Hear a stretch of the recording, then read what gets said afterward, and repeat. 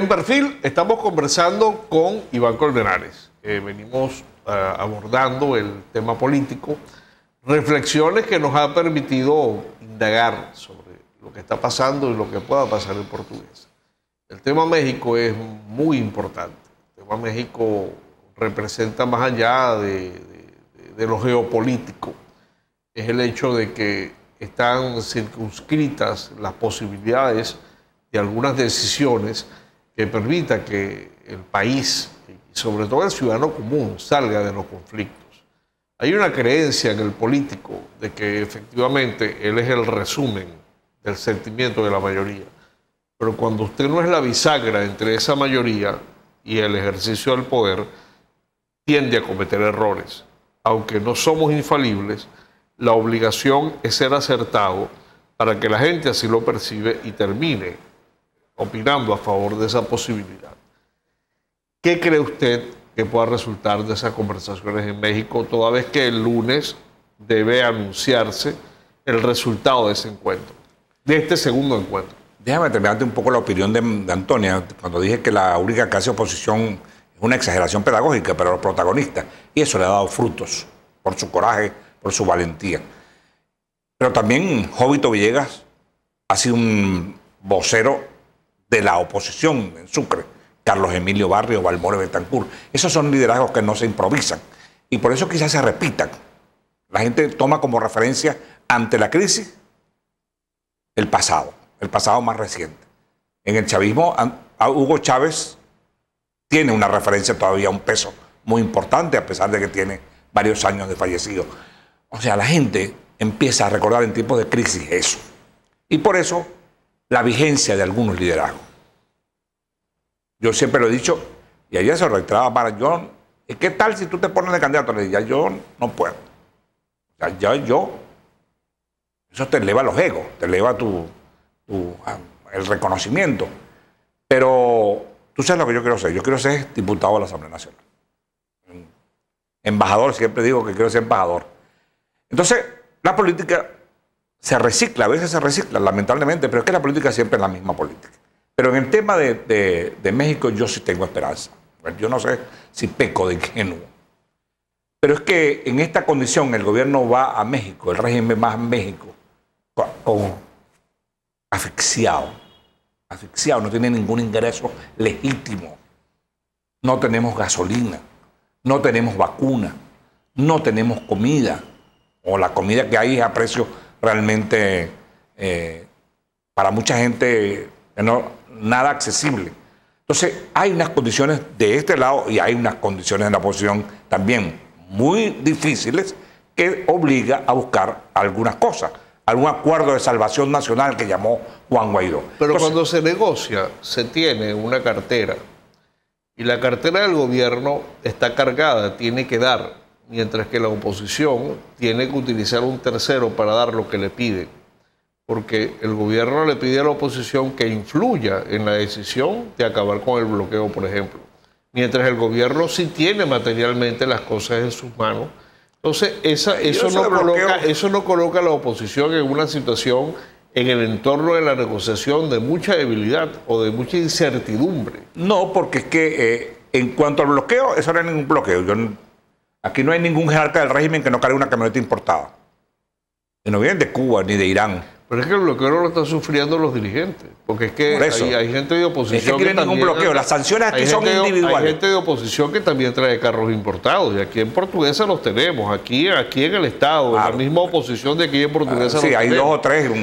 Pero hay 100, 200. Yo lo que le hablo es una señora que yo conocía allá en Poblado 3, en Santa Rosalía, en el Playón, que ella toma agua salada porque no hay una planta de salinización y los niños están llenos de ronchas. Y el agua es salada. Los productores agropecuarios de aquí de la zona Morita y San Andrés y de Paso de Flores, a punto de perder hasta su idiosincrasia por las condiciones. Y las sanciones son por eso, las sanciones son por corrupción, por narcotráfico, por terrorismo. Pero ellos son los que están sufriendo las consecuencias, no las están sufriendo los dirigentes. Pero está bien, yo lo que estoy diciendo, yo también comparto esa preocupación.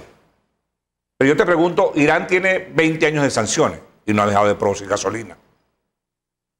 Su industria petrolera A nosotros nos hubieran importado un bledo las sanciones si la industria petrolera estuviera viva, si no la hubieran destruido, si no hubiesen acabado con petroquímica. Porque todavía, con los aliados que se tienen, se podían resolver problemas. El problema es la corrupción, hermano. La corrupción, el narcotráfico y el terrorismo. Tienen sanciones, tienen precio en sus cabezas, no por... Y sin embargo, la oposición y la comunidad europea y Estados Unidos han dicho, sí, hay buenas negociaciones, eliminamos ahora. Pero hay unas cosas que podemos resolver directamente. ¿Quién maneja Citgo? Maneja justamente... Una junta designada por Guaidó, ¿verdad? Exactamente. Si se resuelve el problema de la gasolina, ¿de dónde vamos a sacar gasolina? De Citgo. Pero es que precisamente la están manejando porque los gobiernos donde se encuentran asentados esos activos ha respaldado le a han Guaidó. dado esa posibilidad desde el punto de vista logístico y de protección a Guaidó para que lo haga, pero es que no depende de él la decisión. Lo que insistíamos y quisiera que nos ubicáramos en un plano de discusión diplomática, más allá del tema político, es que el gobierno tiene materialmente que dar, mientras que los dirigentes de oposición no tienen materialmente nada que dar. Estoy hablando porque de eso del gobierno de Guaidó es una ilusión. Eso no se lo cree ni él mismo. Pero 60 países lo reconocen. Ah, que está débil. Sí, está débil. Pero 60 países reconocen y los embajadores de muchos países del mundo son designados por Guaidó, no son designados por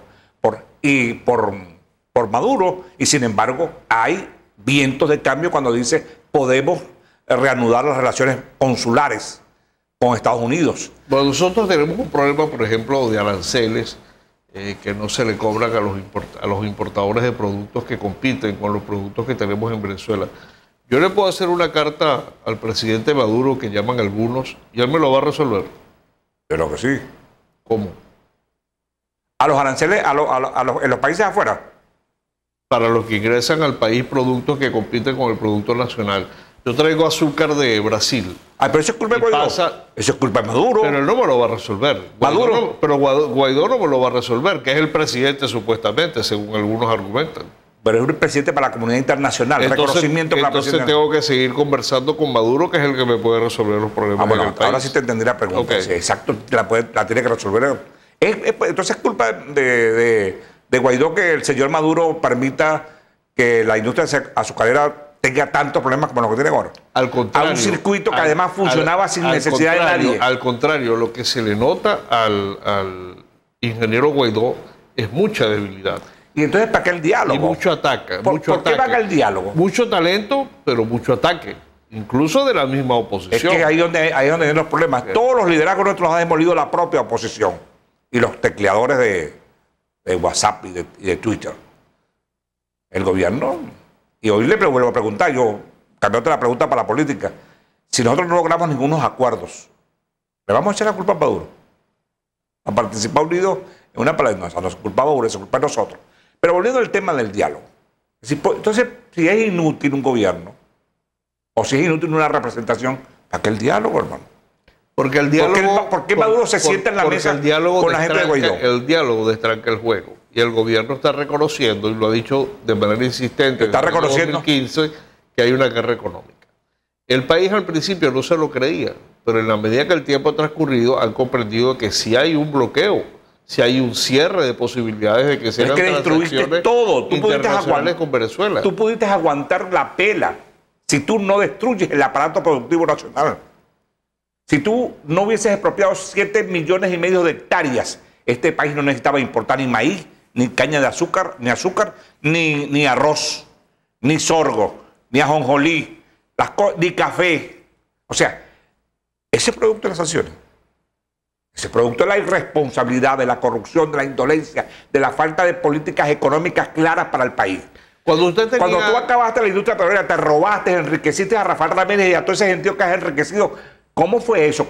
¿Dónde está la plata de la crisis eléctrica? ¿Cuánto se gastó? ¿Dónde está el responsable de eso? Está el embajador en Austria, Jesse Chacón. O sea, ¿eso es responsabilidad de Estados Unidos? ¿Eso es responsabilidad de Guaidó? Su máxima de experiencia, por ejemplo, en el tema agrícola, ¿qué hubiera derivado de una gestión de Iván Colmenares o con su conocimiento? ¿Qué recomendación le daría usted a un gobernador que deba hacer, por ejemplo, para enfrentar el tema de la producción? No hay semillas, no hay insumos, no hay condiciones para actividad, no hay financiamiento de ningún tipo. Además, no necesita ser gobernador. Fede Cámara le propuso eso. Fede Cámara le propuso dos cosas claras al gobierno. ni siquiera a Fede Cámara, que invitó a la vicepresidenta a instalar su convención anual, le pusieron cuidado en dos temas fundamentales. Nosotros estamos en capacidad de traer gasolina y distribuirla. Nosotros estamos en capacidad de comprar 2 millones de vacunas. Nosotros estamos en capacidad de resolver por la vía del sector privado muchísimos problemas que hay en Venezuela. Entonces tú no es capaz la industria azucarera, por ejemplo, de lo que era capaz antes. Nosotros producíamos las 2/3 partes del azúcar que consumíamos. Siempre había que comprar una tercera parte. Pero en arroz éramos autosuficientes, en maíz éramos autosuficientes, sin necesidad de eso. ¿Y cómo llegan los...? Si tú le dices a las federaciones, a los centrales, ustedes pueden importar legítimamente, no les voy a cobrar absolutamente. Yo te aseguro que ese problema hubiese sido resuelto. Es que no confían en el sector privado. No tienen fe en eso porque saben que el sector privado desarrollado no necesita el Estado. Aquí ANCA, por ejemplo, es un modelo de eso. ANCA no necesitaba al Estado porque su financiamiento era la banca privada. Acabaste con la banca. Y entonces pretendes tú que eso es culpa de los Estados Unidos. Esto es culpa de tu indolencia, de tu irresponsabilidad. Iván Colmenares, cumplimos unos compromisos de publicidad en Perfil y ya regresamos.